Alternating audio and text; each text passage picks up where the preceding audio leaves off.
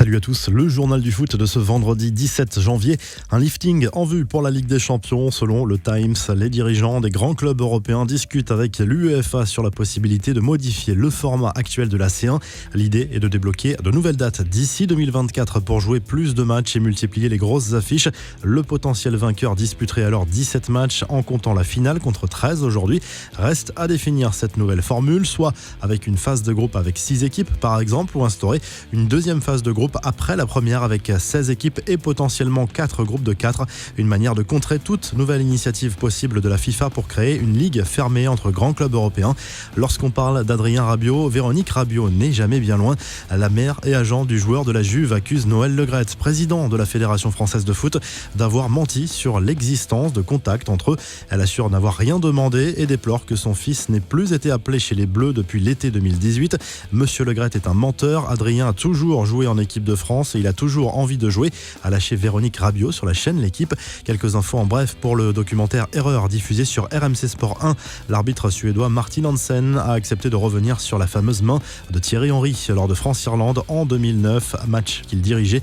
J'ai réalisé qu'il y avait beaucoup de joueurs qui se plaignaient en même temps. Quand cela arrive, la plupart du temps, c'est que quelque chose ne va pas, a reconnu l'arbitre de l'époque qui pensait que le litige venait de la finition de Gallas.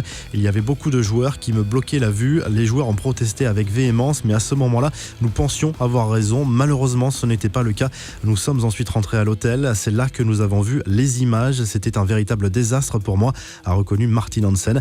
Dans une interview accordée à une radio espagnole, Andrés Iniesta a évoqué la possibilité d'entraîner un jour le FC Barcelone avec Xavi, son ancien coéquipier. Une idée qui plaît à l'Espagnol pour l'avenir.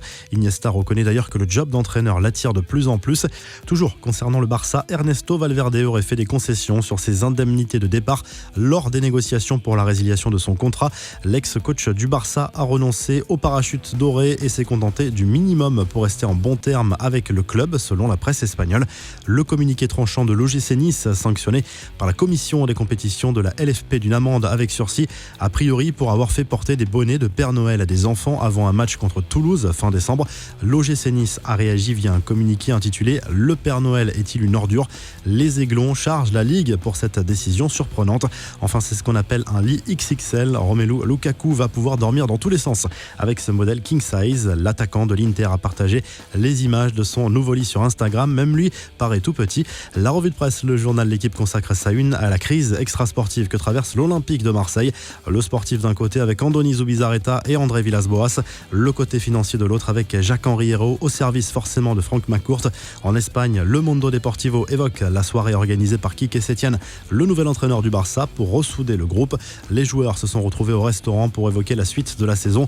Marca fait sa une sur Iker Casillas. Le portier espagnol envisagerait une reconversion au poste de président de la fédération espagnole. En Italie, la Gazzetta dello Sport parle à nouveau du mercato de l'Inter qui s'accélère. Les dossiers Eriksen et Giroud sont prioritaires. La piste Vidal semble aux oubliettes. Vous retrouvez l'actu foot sur topmercato.com, l'appli Top Mercato, et à très vite pour un nouveau journal du foot.